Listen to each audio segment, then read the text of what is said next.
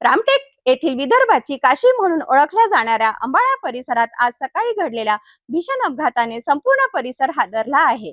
खासगी ट्रॅव्हल्सचा brake fail झाल्याने घडलेल्या या अपघातात मोठी दुर्घटना टळली असली तरी प्रशासनाच्या हलगर्जीपणावर गंभीर प्रश्न उपस्थित झाले आहेत। पाहूया सविस्तर बातमी। रामटेक तालुक्यातील अंबाळा परिसरात सकाळी खासगी ट्रॅव्हल्स वाहन क्रमांक DD01N 9898 गावात प्रवेश करत असताना अचानक ब्रेक फेल झाल्याची धक्कादायक घटना घडली।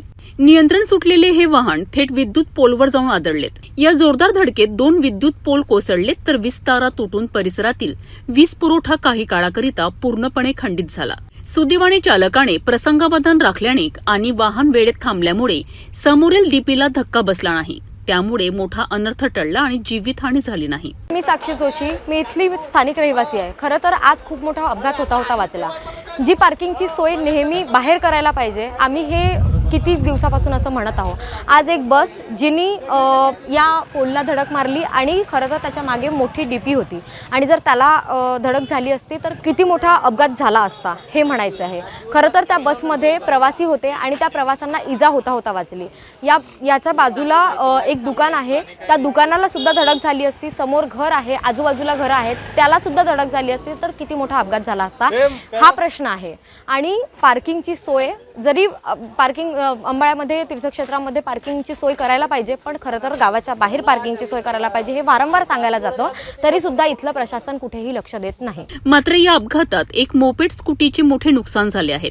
गावात मोठ्या वाहनांना प्रवेश नसतानाही वाहने आत कशी शिरतात यावरून ग्रामस्थ संतप्त झाले आहेत। गावाबाहेर पार्किंगची सुविधा असतानाही मोठ्या ट्रॅव्हल्सला गावात प्रवेश दिला जात असल्याने नागरिकांनी प्रशासनावर तीव्र नाराजी व्यक्त केली आहे। आज पोल पडले, उद्या जीव जातील का, असा संतप्त सवाल ग्रामस्थांनी उपस्थित केला आहे।